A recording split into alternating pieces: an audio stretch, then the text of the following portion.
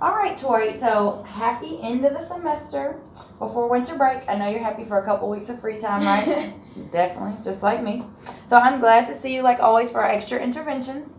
Tonight we're going to continue your intervention surrounding your word recognition and comprehension objectives. Your refresh objective this session is about to be reading completely through the word. You might be unsure of while reading with 100% fidelity. You even mentioned when I asked you that this was a skill that you wanted to keep working on, right? Because some of the others you felt like you had mastered. So we're going to make sure we master this objective fully. So originally you missed one word 3 times, tomb, when we read our original text way back in September. Also, you're going to remember to use your what? What is this called? Index finger. Yeah, and what is that for?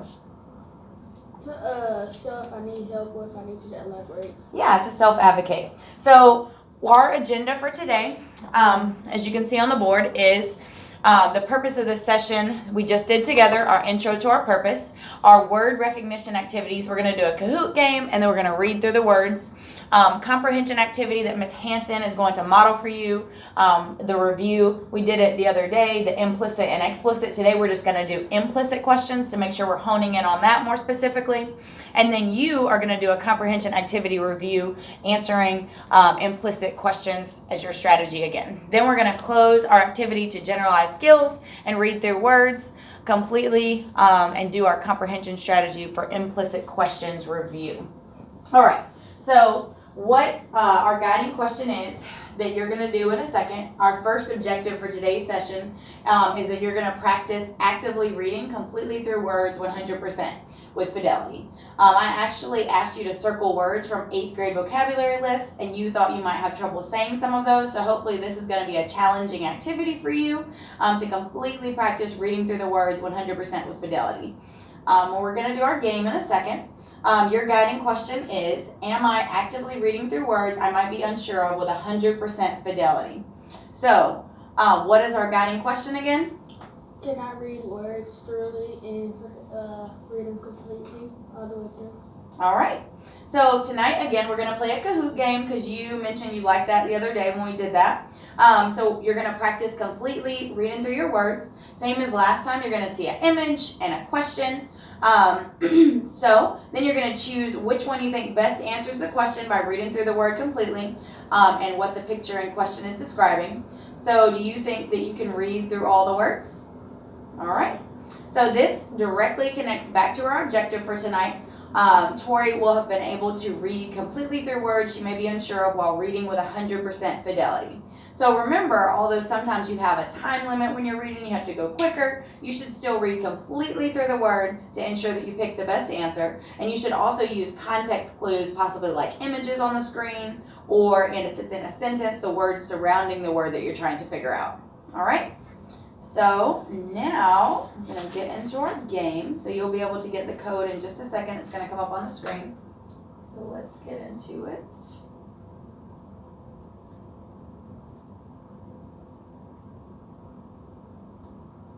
All right, so you should have your computer up and ready to join. So here's your code. It's 2888305, and then it'll ask you to put your nickname in. Go ahead and put Tori.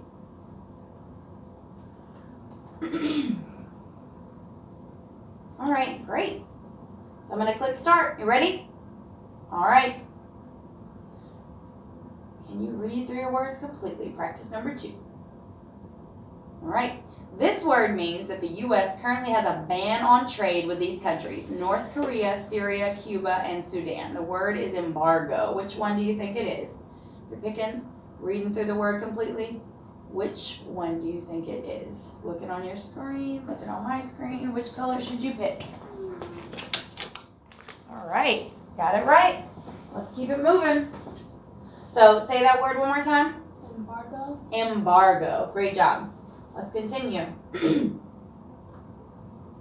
All right, number 2. This word means against reason or common sense, utterly absurd or ridiculous. So which one is it? All right. Do what? You chose blue? Triangle. Sorry? I chose triangle. Okay, so we're going to try it again. So how do you think you should say that word in blue? Sound it out. Preposterous. Say it one more time. Preposterous. Yeah, not preposterous, but preposterous. So that one's a little hard. So we'll try that one again next time when we try it again, okay? Make sure we go all the way through the words 100%. All right. Number 3. Women used to have fake names to write books like the woman we saw her house this summer. Remember Laura Ingalls Wilder house we went through? So this word is pseudonyms. This word is pseudonyms. Which one do you think is pseudonyms by reading all the way through? Great. Love how you read all the way through that word to make sure you're getting the correct spelling. All right, last one, and then we're going to retry that one you didn't get right. Leaders can blank their teachers, cause annoyance or resentment that persists from giving the same directions over and over. All right, this word is rankle. Which word is rankle? Rankle. Rankle. All right. So now, almost perfect. We are going to go back and we're going to see if you can get that one perfect again. So, let's see if it will let you play. Because you died last time. Just kidding. That was a little ghost. All right. Number 1, you know you got this right. This word, embargo. Which one was embargo? There's a ban on trade with these countries in America. Embargo. Reading through that word all the way. Which one is embargo? Picked it really quick. You confident? Yeah. Yeah. All right. You got it right. All right. Let's try on the next one so we don't have a ghost story. This word means against reason or common sense, utterly absurd or ridiculous. Remember, it's preposterous. It's preposterous. Preposterous. Which one is it? All right. Learn that lesson this time. All right. Next one. Women used to have fake names called pseudonyms to write books, like the woman we saw her house this summer, Laura Ingalls Wilder. Which one is pseudonyms? Pseudonyms. Pseudonyms. All right. Looking good. All right. Last one. You're on fire, it says. Leaders can rankle their teachers, cause annoyance or resentment that persists from giving same directions over. Rankle. Which one is rankle? She says her face after just giving directions and a student asked me what to do. Got that good meme. Rankle. All right. Looking like after we scaffolded, you got them all right this time. Awesome job. Great. So now we're going to start our next activity. Thank you for closing your computer. Go ahead and take headphones and computer and put them in the basket below. We're going to put it back in Miss your homeroom teacher, Miss Bush's room afterwards. Great. So our continued objective for today's session is that you will practice actively reading completely through words you may be unsure of with 100% fidelity. So our guiding question is, am I actively reading through words completely that I might be unsure of with 100% fidelity? First, I want you to do a cold read of some words for you to read through completely. These words are from the 8th grade vocabulary list we've been using that was built from an analysis of difficult words. And they often appear in books in 8th grade, and then they also are on tests from 8th, 9th, and 10th grade. So you should continue to regularly see them throughout high school. After that, I'm going to model for you how to completely read through some words I might not know. And then finally, we're going to see if you can read through some words completely in real time during a Reader's Theater performance again, since you also enjoyed that activity last time. All right, so first, you're going to go ahead and go up to the board, and you're going to try to read through the words all the way. Remember, you can use your finger, use a marker, but you're trying to read through each word 1 through 10. Go ahead, number 1. Let's sound it out. Ornate. Excellent. All right. Go ahead with number 2. Encroach. One more time. Encroach. Excellent. Okay, number 3. Pivotal. One more time, confidently. Pivotal. Good job. All right, number 4. Formidable. Okay, you can say it formidable or you can say it formidable. Either one is correct. Good job. All right, and number 5, a little more tricky. Go ahead. Audacious. Okay, try it one more time. What's another sound that this letter can make? You said audacious. What else can that make? Audacious. Excellent. All right. What A's?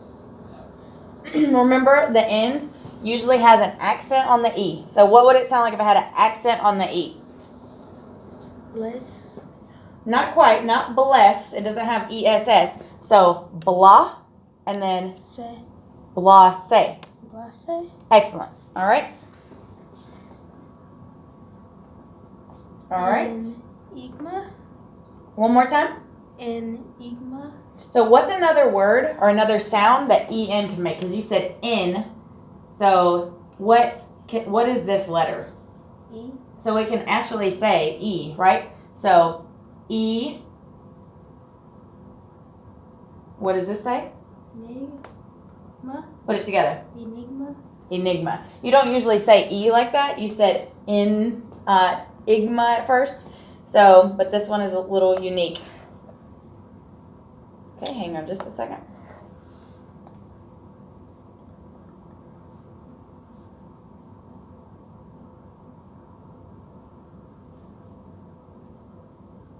All right, number 8. False. Wait.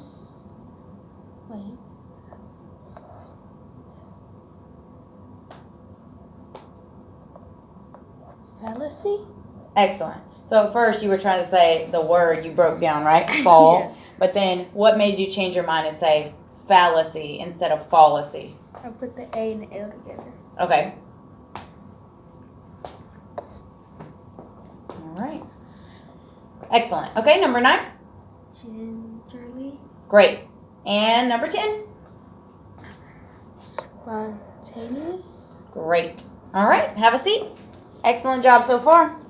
I like how you self-corrected on audacious, because you had audacious at first, then blase. You had to get that accent E sound, and then instead of fallacy, you had fallacy. Great. So now I'm going to go to the next slide, and then Ms. Hanson is going to model for you through some direct teaching of how I would actually pronounce some words. So we're going to turn the camera on me so my professor can see me. So if you can just hold that so you can see me teaching. Just hold it straight. Awesome job. So I'm going to come up here with my marker, and I'm going to sound out the words completely. Remember, I'm reading quickly in text, but I'm making sure that I'm also sounding out the words completely to not make silly mistakes, all right? So, cap,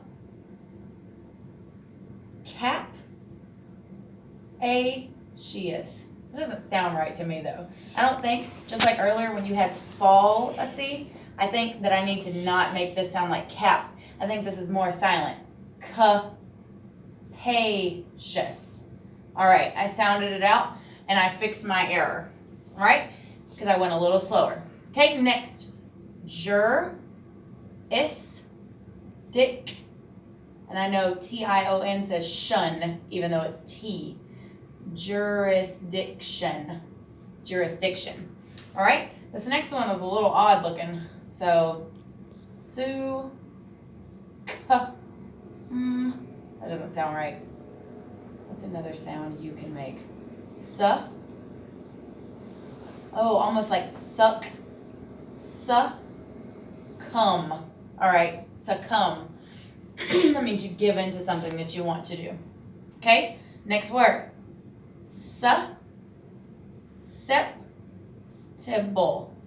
Susceptible. All right, sounding them out. This next one's a little tricky. It sounds almost French.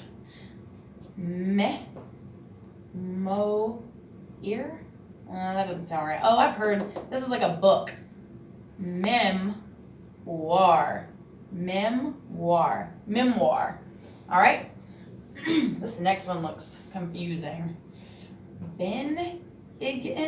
No, that cannot be right. So, because it's almost like benign. All right. Thank you for holding my camera to watch me teach. So my professor can see my direct teaching of you. All right. So now I want you to take a minute and take some notes of what I just did while I was sounding out my words. And then I want you to share out in the next minute.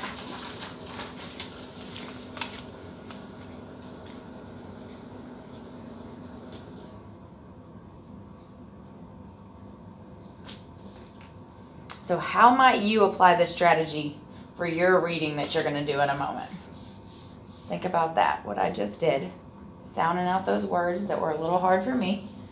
Some that might have been hard for you.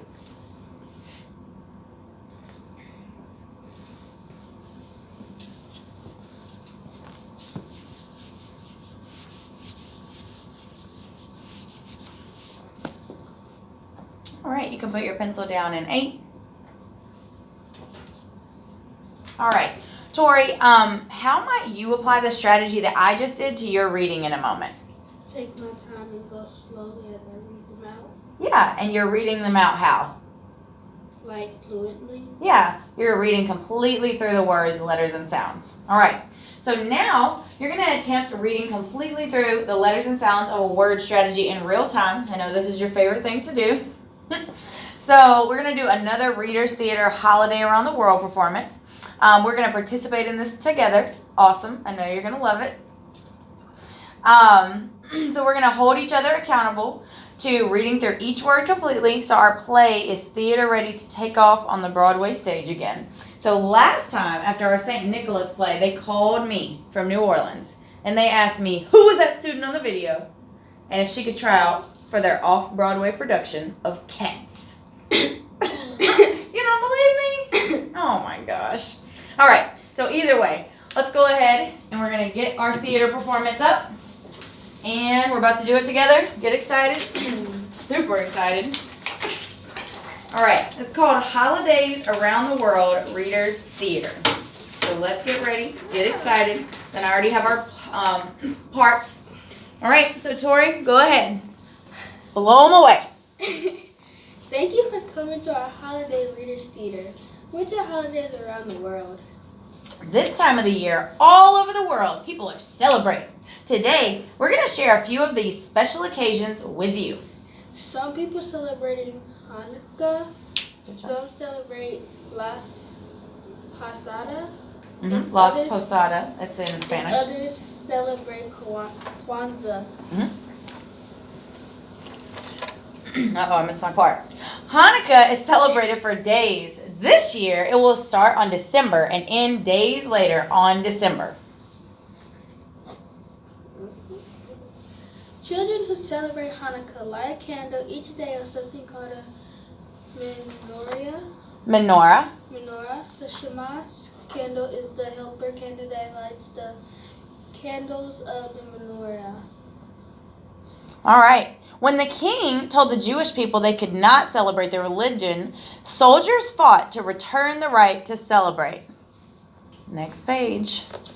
There are candles on a menorah because long ago in Judah. So what does EA say? Judea. Excellent. That the oil that should have lasted days. All right, latkes, which are potato pancakes, and sufganiyot, which are donuts, are foods that are eaten at Hanukkah. During Hanukkah, kids and adults play dreidel. A dreidel is like a spinning top. Kwanzaa is celebrated by African Americans. They light a kinara to celebrate the candle colors are red, black, and green. Las Posadas means the end. It is celebrated in Spain and Mexico for days. Las Posadas is the story of how Mary and Joseph tried to find shelter in Bethlehem. Excellent. No one would let them stay, so they ended up at a stable.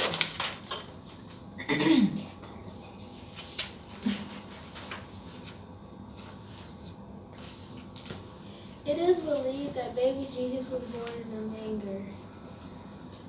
Manger. manger. Okay. A symbol or decoration during Las Posadas is the manger with Joseph, Mary, and the baby Jesus. Some Mexican families decorate their homes with poinsettias during Las Posadas.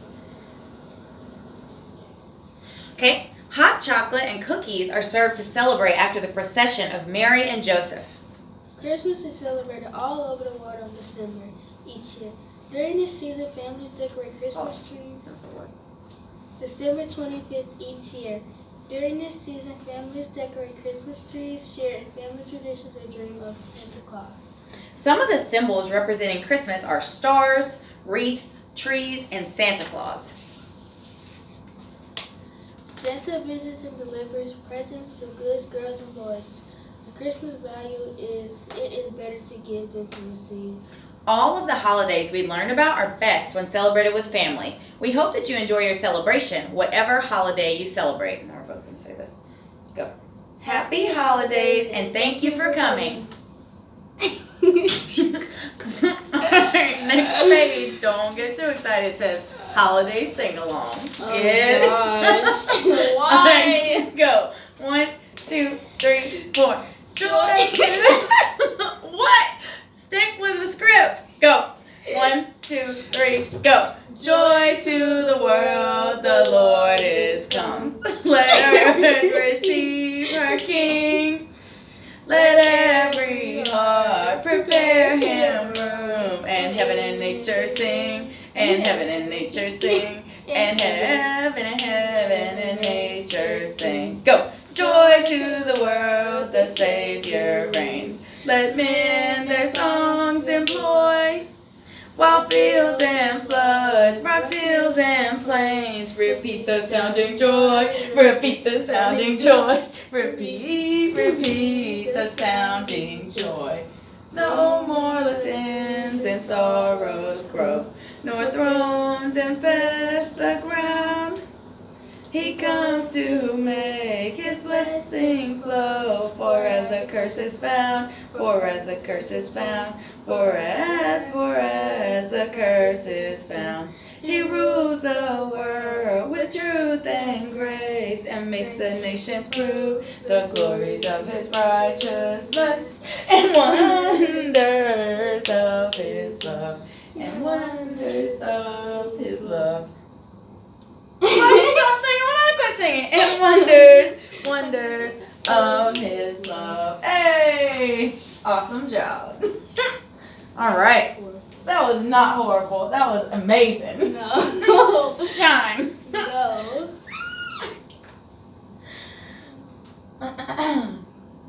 All right. So now we're going to jump into the comprehension portion of our work today. Later, you're going to be working with a text called The Early Life of Lois Lowry. We've actually looked at before, but not with implicit questions. So first, Ms. Hanson is going to review modeling the implicit type questions strategy after reading the text. So I'm going to give you a copy of that text you have right here called Building a Pyramid that I'm going to do. And you're going to follow along with me while I'm reading and answering questions. So you can go ahead and put in your journal annotations, notes. Annotations, notes. And remember, when you annotate, you're putting some gist out to the side, and you're going to do that on the paper, but then here you're going to do what? Write what? Write what you're doing. Write what Ms. Hanson is doing. So here you're doing annotations or gist notes, and here you're going to put what Ms. Hanson is doing. All right, so you're going to take notes of what I'm doing in your interactive journal, and then you're going to actually annotate on your own paper. So after I read it, then you're going to watch my strategies that I'm going to do modeling the implicit question strategies and inferencing, going deeper in my brain to go beyond the text.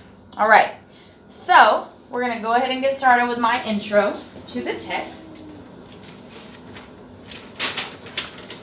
All right, here we go. Don't get too excited. Ancient Egyptian kings are best known for the huge structures they build called pyramids. All right, so I'm going to underline that. Pyramids, circle huge structures. These large stone buildings served as houses or tombs for the dead. So I'm going to underline large stone buildings and put equals houses, circle that, and tombs for the dead, circle that. The Egyptians believed that kings or pharaohs remained gods even after death, and that pyramids were their palaces. All right, so I'm going to put kings, pharaohs, and circle believed, remain gods after death. And then I'm going to put a big pyramid over pyramids, equal palaces. So they thought that was like their castles after they died. Kings were buried with their possessions. And I'm going to circle possessions and put things out to the side. The Egyptians thought that kings took their possessions with them to the afterlife or the life that continued after death. All right? So put possession, circle that again, and put after death. And then you can put equals went or traveled with them. Okay, going to that next paragraph. Because the afterlife was more important than life on earth, the Egyptians took great care in preparing kings for burial. So I'm going to underline great care in preparing kings for burial. They believed the bodies of the pharaohs needed to be preserved. So circle pharaohs equals preserved, which means kept. So I'm going to circle that word preserved and put kept. They use a process called mummification. I'm circling mummification and underlining process. That's how they preserve. So I'm going to draw an arrow and put how preserved after mummification. Mummification took 70 days. Wow. Put a box around 70 days. First, the Egyptians removed all organs except the heart from the body. Then they rubbed oils and perfumes over the body. So I'm going to put underline rubbed oils and perfumes. Next, they wrapped the body in linen. So I'm going to underline wrapped. And then in linen bandages. I'm going to circle that, linen bandages. Finally, the mummy, go ahead and circle mummy, or preserved body, was placed in a coffin, circle coffin, and put into a tomb. I'm going to box tomb and put like grave. And put a slash and put pyramid. Because I know it said earlier that they thought that those pyramids were like tombs or graves or houses for afterlife.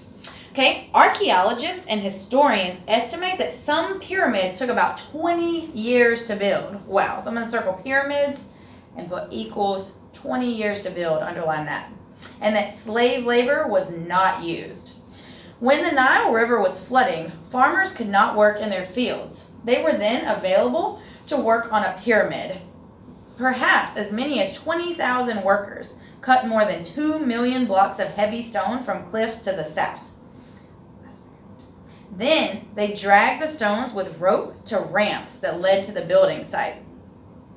All right, so I'm going to underline 20,000 workers, then I'm going to circle cut, and then I'm going to box off blocks of heavy stone.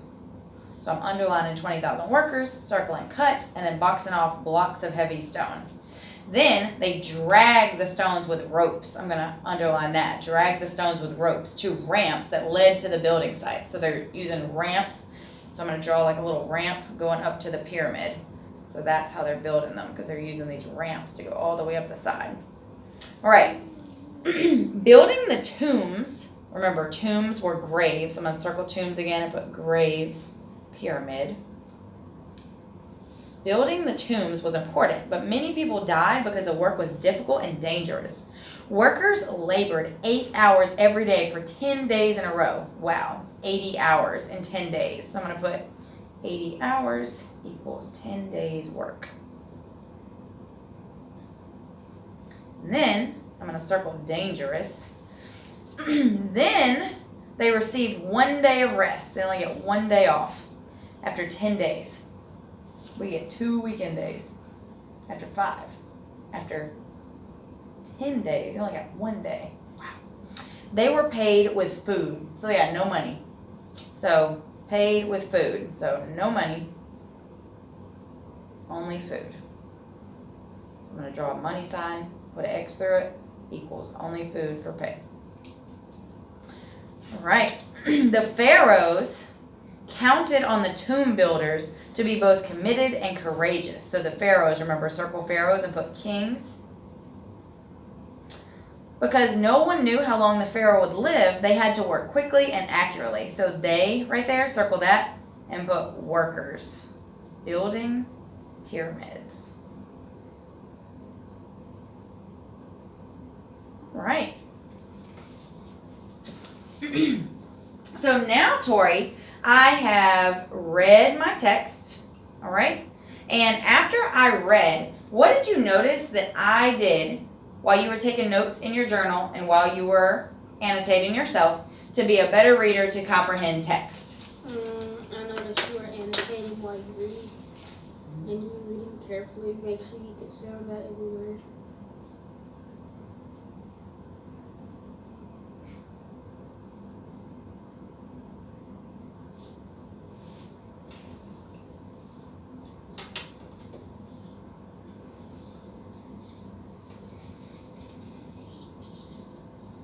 All right. So now I've read my text building pyramids. I'm going to go to the text, to the end of it, and scan over the questions that I'm about to answer. So let's see what kind of questions I have. All right. Remember today we're only focusing on implicit questions. All right. So I'm going to go ahead and look. It looks like I have 4 implicit questions. All right. So,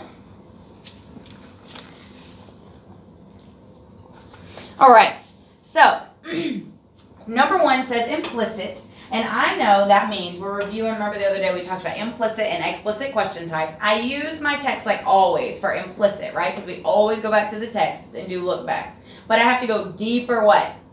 In brain. Yeah, go deeper in your brain because you're going to add an inference. You're going to add a what? Inference. Yeah, or your own thoughts. Or what? Your own thoughts. All right. I remember this because of the I in implicit. The I in what? Implicit. So the I stands for isn't all the way in the text. The I stands for what? Isn't always in the text. All right, so remember you're going to go in your interactive journal and you're going to take notes tonight while I'm teaching. So remember, we are going deeper in what? In brain. Deeper in your brain. And that is called inferencing. That is called what? Inference. All right, so going deeper in your brain is called inferencing. And that's your own thoughts. So inferencing equals your own thoughts, right? So you're going deeper in your brain beyond the text to inference to come up with some of your own thoughts plus the evidence that you learn. All right. So we know this is how we figure out implicit questions. So I for implicit equals isn't all the way in the text. Equals what? Isn't always in the text. Isn't all the way in the text. Isn't all the way in the text. Awesome. Love how you're taking notes in your interactive journal right now. Great. So the question asked for number 1, what is the passage mainly about? So I know that that's like a summary, right?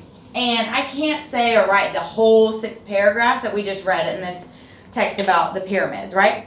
So I know that I also have to say the prompt in my answer. I have to say the prompt in what? Right, you always have to repeat the prompt. You always have to what? All right, so I'm about to say the prompt, and I'm looking